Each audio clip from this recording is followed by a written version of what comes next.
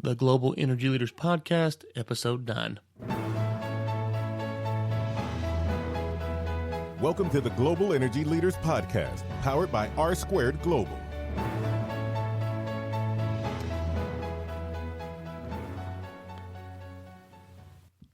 Welcome to the Global Energy Leaders Podcast. I'm your host, Ryan Ray. On today's episode, we have David McLelland, who operates Auracle Geospatial Inc., a remote sensing and geospatial technology company based out of Vancouver Island, Canada.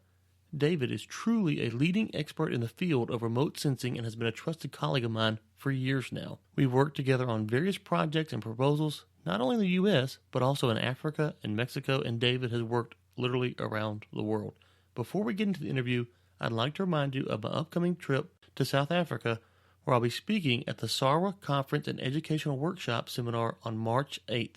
And some of the technology we discussed today, I will actually be showcasing in that presentation. Also, I'll link to my article in the RWA magazine on finding a job during an industry downturn. Would love to hear your feedback on that article. You can email me at globalenergyleaders@gmail.com. Finally, a reminder for our book giveaway. Last week we had on Dr. Andrew Inkpen from Arizona State, and if you would like to be entered to win a copy of his book, all you have to do is leave a written review in iTunes. Not much, just a little written review in iTunes, and you will be entered to win this. If you've already left a review, you're already entered, and thank you for that. As I mentioned, our guest today is David McLelland, and I had a blast doing this, and so you can find David's full bio and everything we talk about in the show notes. Without further ado, here's my conversation with David. David, hadn't talked to you in a long time. It's good to hear from you today, and thank you for coming on the show. How are you doing? I'm doing very well. Yeah, it's a wonderful time of the year for us, and I'm doing very well. How about you? Well, I was about to say, we were talking before we got online here, and it's like 75 degrees down here in Texas. And what was the temperature up there in Vancouver? It's around 0 Celsius, so about 30. 30 degrees, and so, yeah, it's kind of an odd time for us, as it should be a little bit cooler than 70, but 70 is a nice temperature, so we're not complaining too much. So let's kind of get into it, just at a 30,000-foot level. Kind of explain for the audience, what is remote sensing? It's kind of this new thing that you're hearing a lot about, but what is it, and what do you do as a remote sensing scientist, and what does that field encompass? Okay, well, thanks for that. Yeah, there's a lot of misunderstanding around remote sensing, but remote sensing is simply using sensors to measure things from a distance, to be able to measure maybe the heat emission, or there are two kinds. There's passive remote sensing and active remote sensing. One of them is a type of remote sensing that sends down some kind of a signal or some kind of energy and then collects it back up and measures the difference. The other one is a type that measures passive energy, the energy that's emitted from the Earth or from an object, using various different kinds of sensors and computers to model the results. So it's pretty basic. Okay, and so what are some of the applications that remote sensing scientists, or remote sensing, or active and passive remote sensing, as you described, would we see in the energy sector? How would that apply to the energy sector, whether it be oil and gas or coal or renewables? What are some of the applications that people may go, okay, I didn't know that you could use remote sensing to accomplish that task? Sure. Well, remote sensing is being used right from the discovery phase all the way through production to transmission in the energy sector. It's used to find the resources to begin with, and it's used to locate the general areas that resources might be in. As we develop globally as a population, we know that things are going to be deeper and more buried and more dilute than they have in the past. And as a result, remote sensing has a growing role in trying to find the resources that we all need. And it does that in a number of different ways. Of course, there is airborne remote sensing and airborne geophysics. using magnetics and gravity. There's also spectral data that tells us about the nature of the rock or the nature of the earth around us or vegetation. And those things can all be affected by the presence of certain elements or certain minerals, and of course also by hydrocarbons.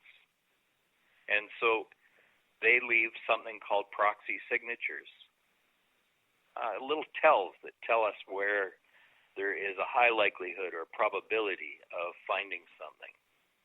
And when you combine them all together, you get an understanding of the Earth's structure, the composition, and some of the effects. And those things all become little bits of evidence that you can put together like a detective to say, this is a high likelihood or a high probability of being a prospect. And then from there, of course, remote sensing is being used to model the areas that are being developed so that we have a better understanding of the position of the information that we have, and it can be more robust. And in that way, people can rely on it. Now, when you're spending the kind of money that the energy sector has to spend to develop new prospects, it's critically important that they don't make spatial errors. And again, remote sensing comes in to guide the general location of work. So I want to circle back there for 1 second. You mentioned spectral, and the first time I ever heard of multi and hyperspectral imaging and all this stuff was when we talked to you, 2 or 3 years ago. We first kind of met, started talking. Could you kind of break down what that is, and then how that applies to these fragments that you're saying that you find? Sure.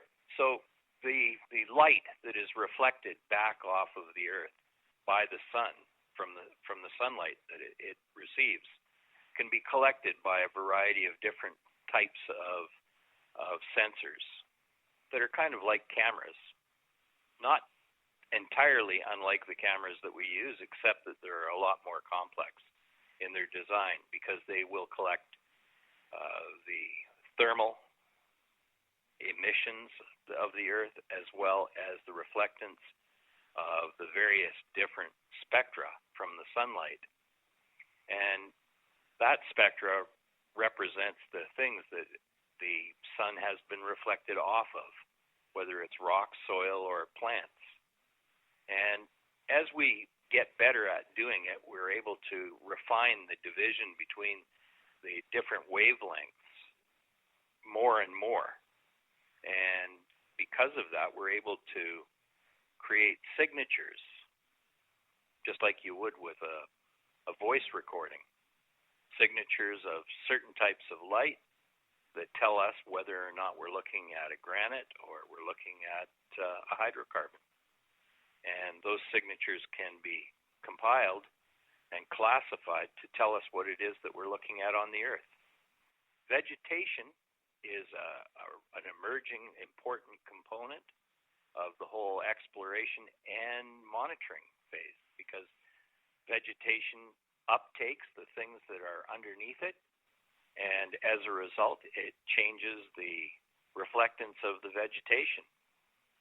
So we know that certain plants are affected by certain materials, and we also know that certain plants just don't exist in the absence of some materials.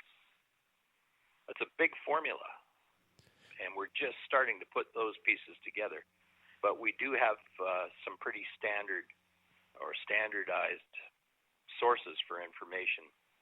In other words, there are certain things that don't belong in certain places, and when they're there in the vegetation world, we know that there's either been contamination or a natural seep. Could you just break down what do we see in, if we're looking through our eyes, and then these bands or wavelengths, how many are there that you're using for these sensors? Sure. Well, it really depends on the sensor that we use. And so when we look at something with our eyes, we're looking at something called the visible spectrum. And part of that includes something called the visible infrared or visible near infrared. And then beyond that is something called the short wave infrared spectrum. The short wave infrared spectrum is the part of light that we don't see. But it's critically important to being able to differentiate materials, certain types of materials. In fact, what we're really doing is measuring the absorption features of the materials. And because of that, just like people do when they're in a lab and they're measuring the types of material using a spectrometer, we're able to use a reflectance spectrometer to measure what is on the surface of the Earth.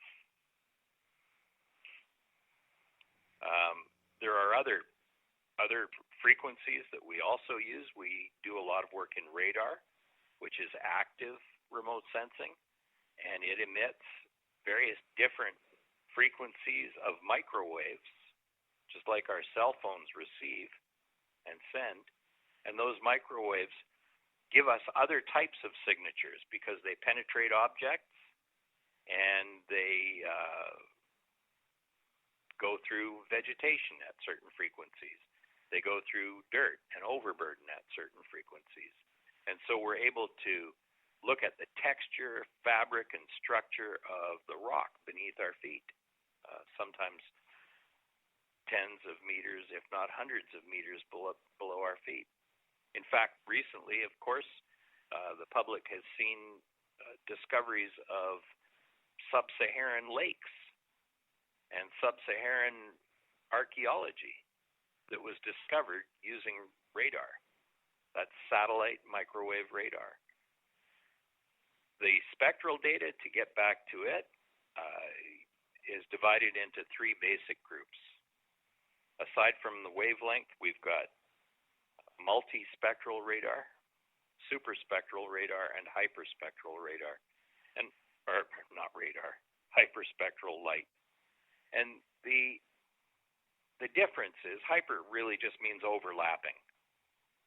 It's something that has been measured using hyperspectral signatures is something that has overlapping wavelengths or frequencies that gives us a more continuous version of the spectra of a single area that we're looking at. Multispectral means that those things are all divided out into little parcels that we look at, and we classify them based on the relationship of those parcels of light.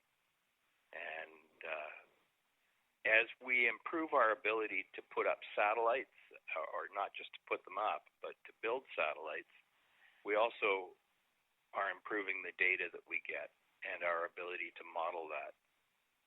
And I think it's important to bear in mind that a whole lot of this is a result of vast improvements in computer processing, because all of that data has to actually be compiled up in space very energy efficiently and then transmitted down to the Earth. And then finally, it has to be pulled apart and restructured. And that all takes a huge amount of computer processing. When I started all of this, a process that we normally do here would take about 18 hours on a Cray supercomputer. And the same process on one of our massive graphics processing unit computers takes about 5 minutes, 6 minutes. Wow, that's impressive.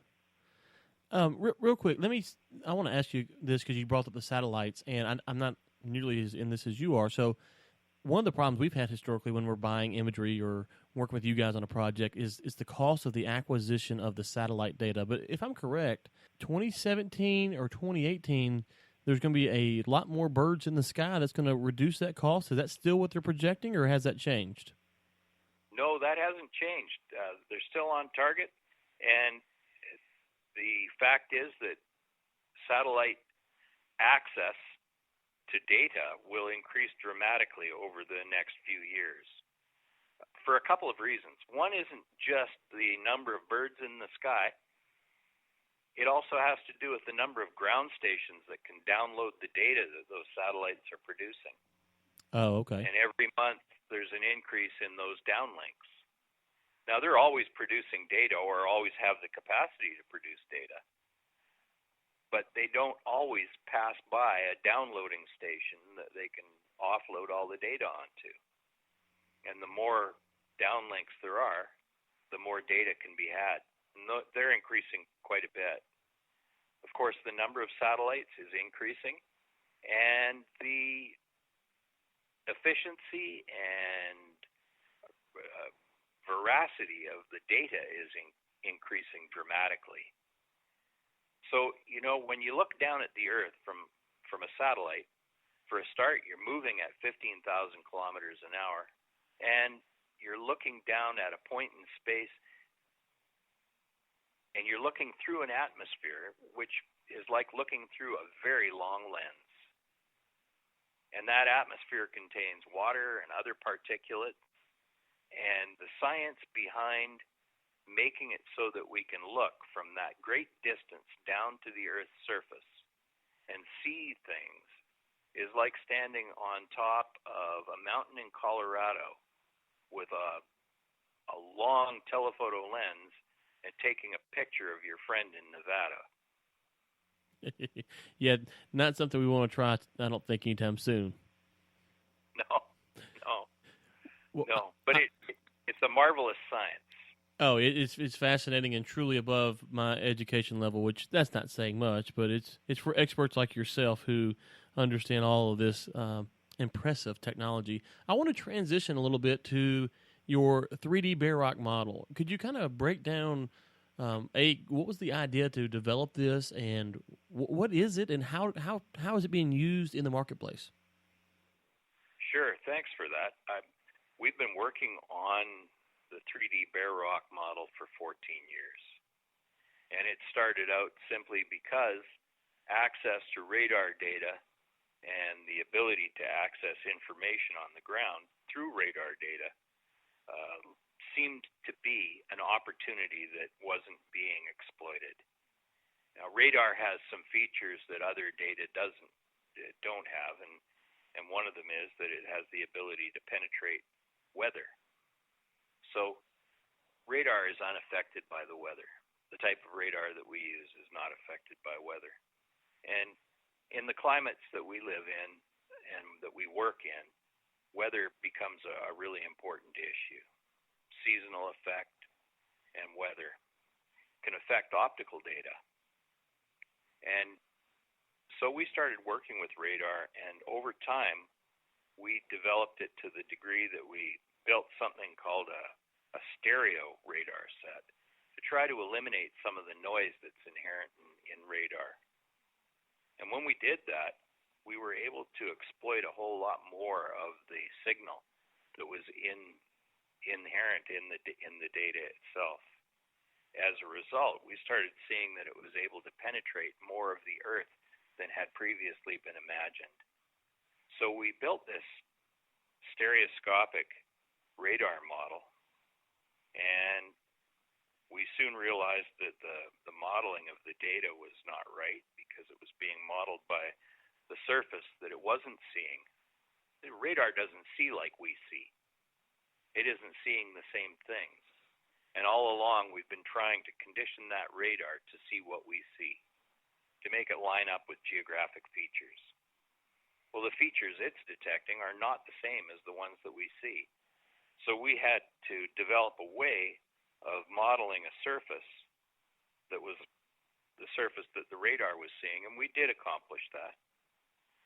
And we did it by fusing very high-resolution optical data, at the time WorldView 2 stereo optical data, with stereo radar data, and creating a new type of model.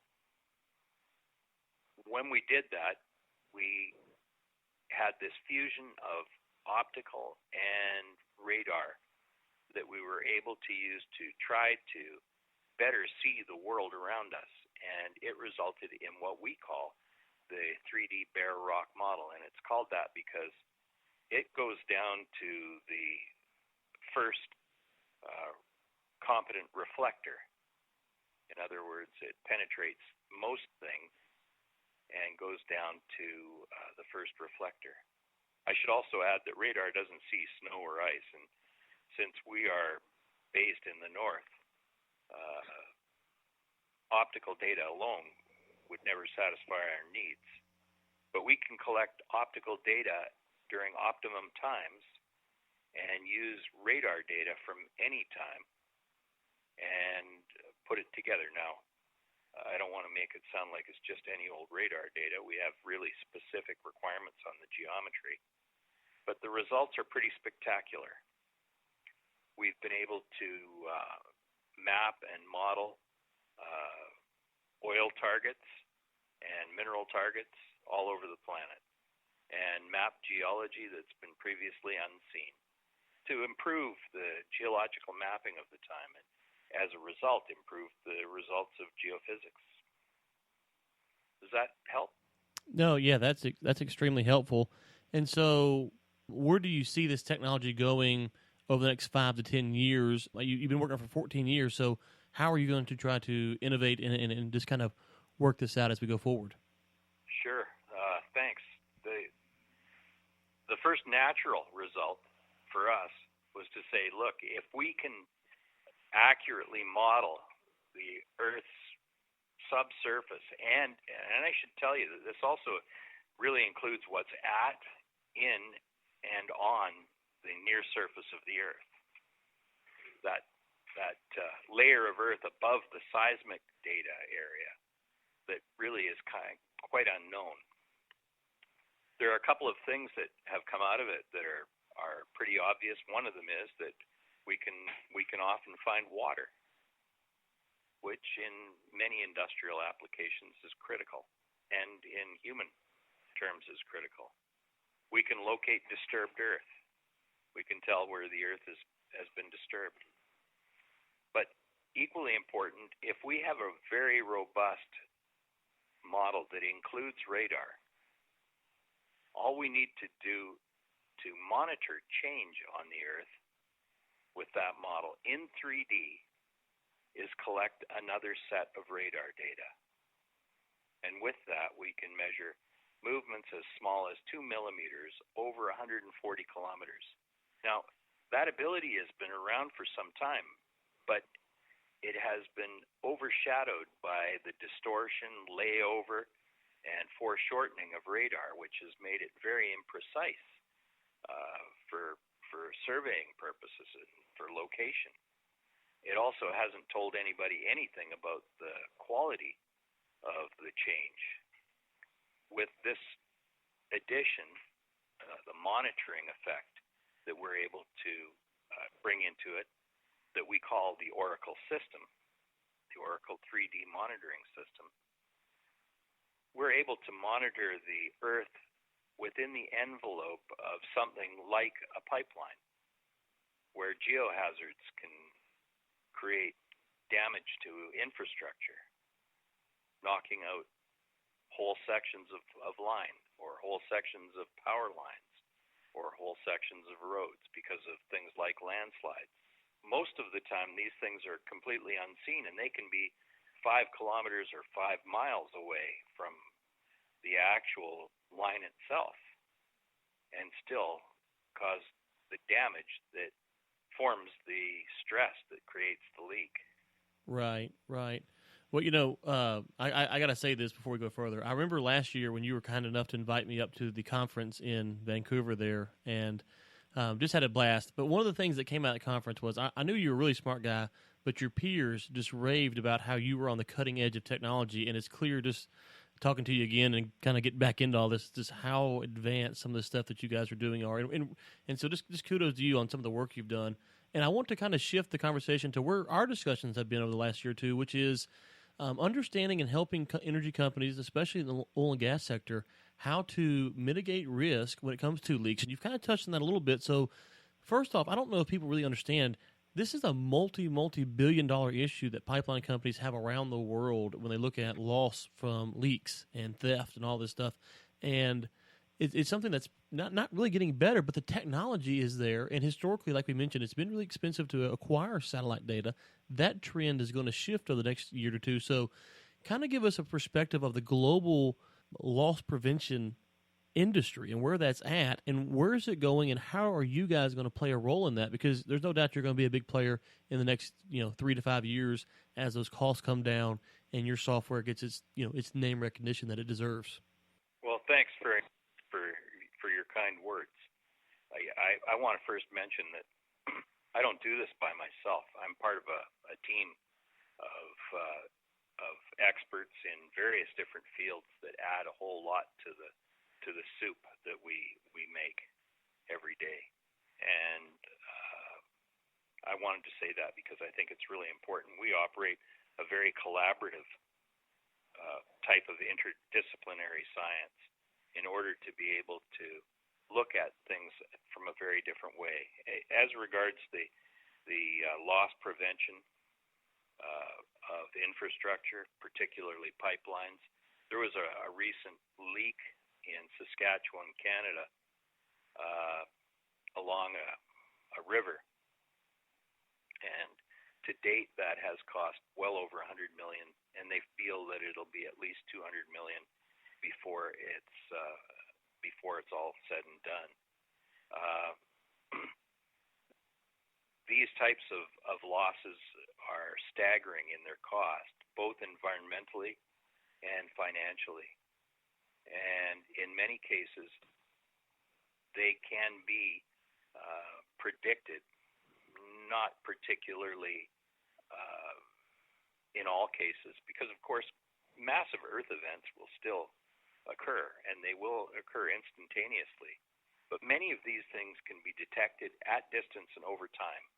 So along with the other things that we measure rates of change that can tell people that something is increasing, that there's a higher potential for a rotational event or a slide or a landslide, or that there's undermining occurring at a river interface, or that there's something under the water that's moving against their line. The Earth is constantly moving, and we can't stop that. But what we can do is detect when we find inordinate measurement or inordinate change that can affect the infrastructure or assets that people have and the environment around it. And because of the nature of the work that we're doing, because we're using satellites, it can be done without affecting other people. It doesn't require the same social permission to move ahead. It doesn't require permits.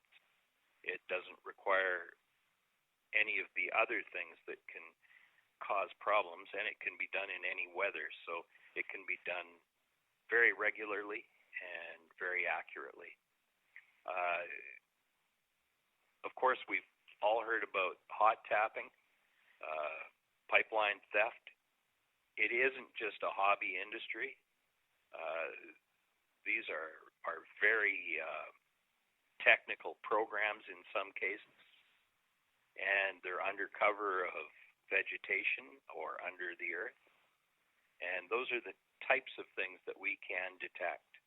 We can detect the subtle changes that indicate those things are taking place.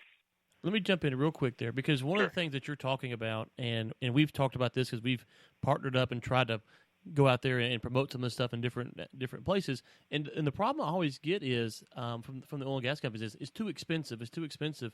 And this is a multi-billion-dollar a year deal where you're looking at places like in Mexico where there's a lot of hot taps going on, or as you mentioned in Saskatchewan, there was a leak in North Dakota the other day. And then you get into some of these African nations and there's pipeline theft going on all over the place. Why is it that if this technology is available, that people aren't rushing to your door and going, hey, I need this? Because it seems that we've seen this trend of they're going to roll the dice. Is the market finally adjusting and saying, okay, we need to be a little bit more preventive, and they're going to go after this technology? Or is it kind of an old school mentality where this technology just scares them because it is new and trendy? Well, I think part of it is that regulation is coming that will mandate that they must monitor pipelines. I can appreciate that most of these transmission companies are businesses, and that monitoring is an extensive cost. It's a cost that is not associated directly with production. And so they look at it as an additional burden on cost. The reality, though, is that it is part of risk management, and it will save them money. And certainly using satellites, as much as they talk about it being expensive, is a disruption. And disruptors are never really all that quickly favored. We're all told that if you build a mousetrap, the world will beat a better path to your door. That isn't particularly the case. People are creatures of habit. They like to do things the same way they've always done them. And so we believe that we have a new technology that is a disruption, but it's a good disruption. It's a disruption that will assist pipeline companies in the one biggest problem that they currently have, and that's the ability to get the license that they need to move forward and to build new lines. We'll be back with our conversation with David McLelland, but first, let's hear from our sponsor.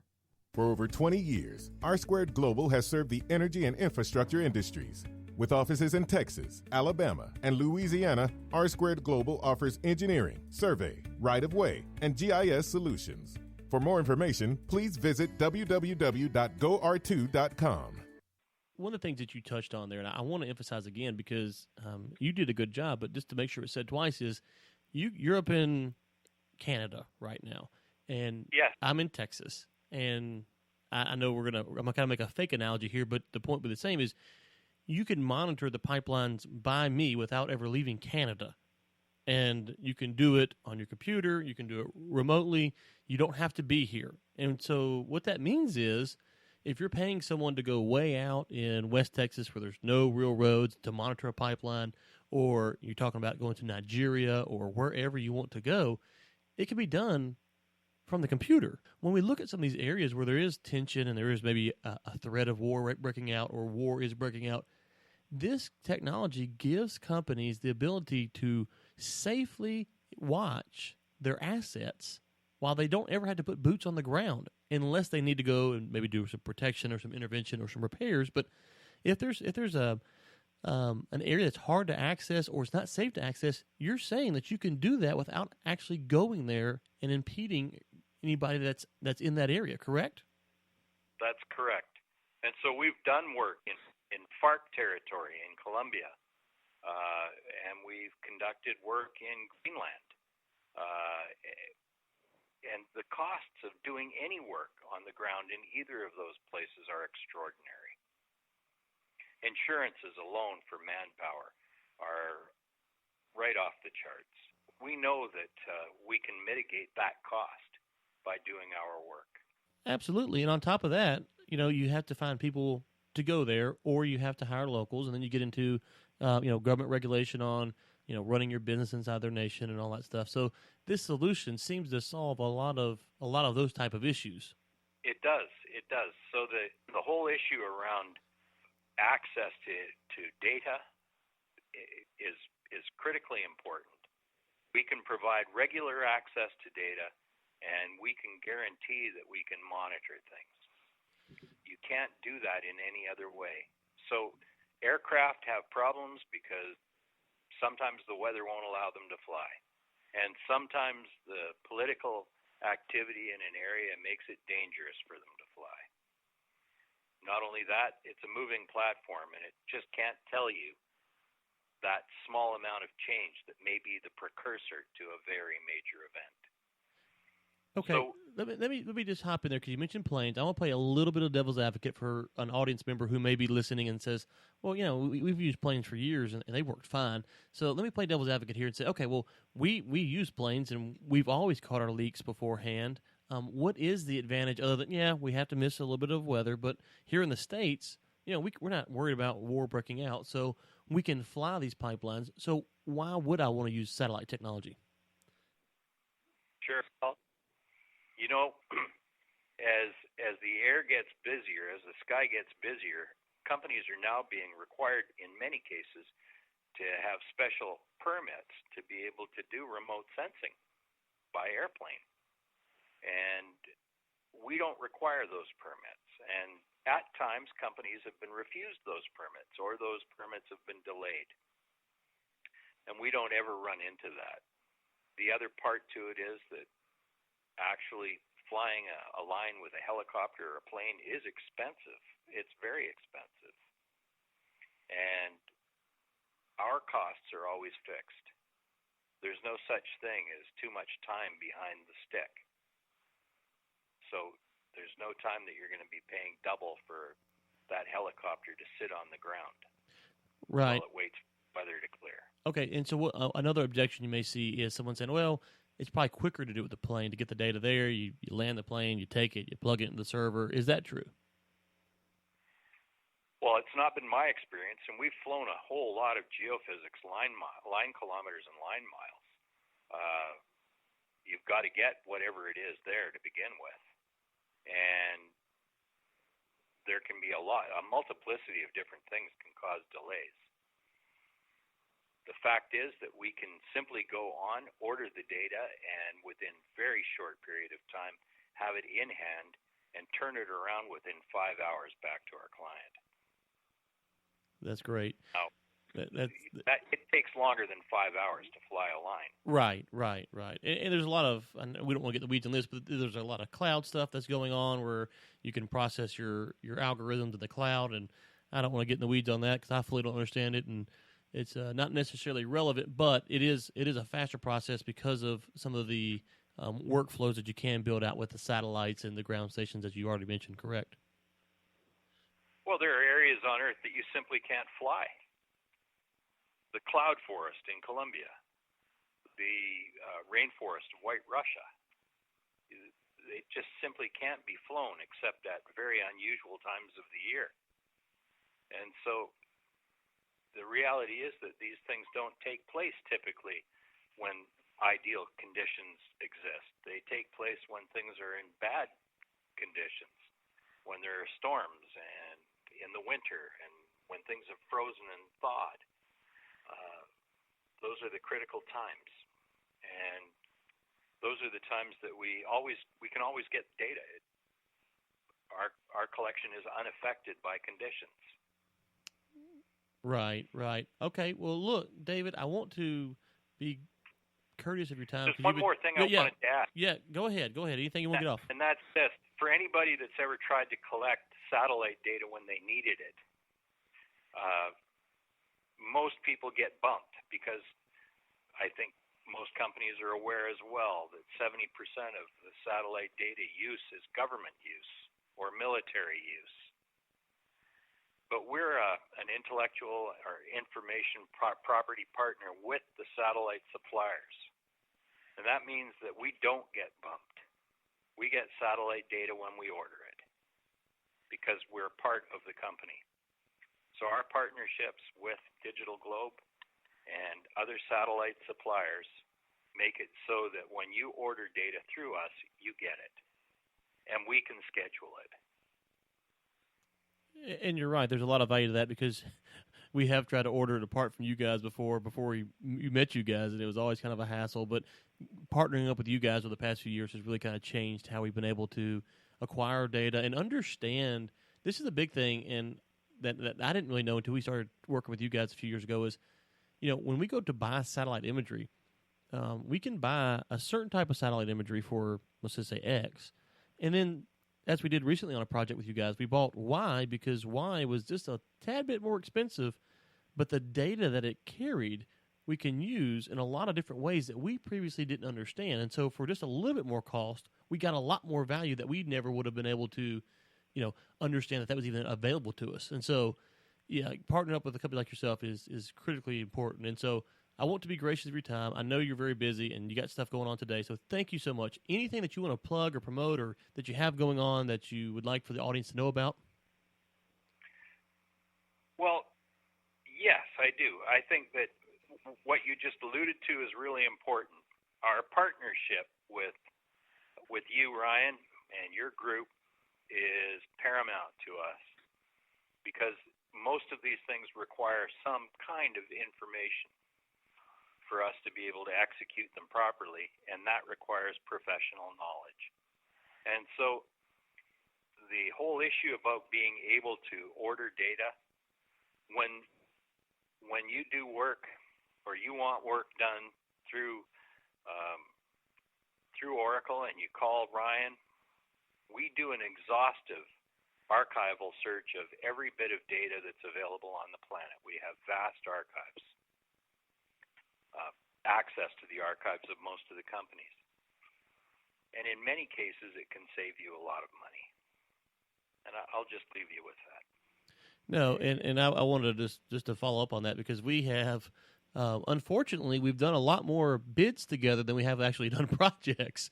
But you guys are always gracious with your time, and you do, like you say, you do extensive research, and we get the report in, and something that we're going to give to a client, we feel confident to saying, okay, this is what we have, this is what we can do, and this is what the costs are, because it's not just something we're more like what I would shoot out, a little small email. You're sending a 3, 4, 5 page report that details everything, and it's very helpful. So you are very gracious to go and have and explore your resources and let everybody know what's aware.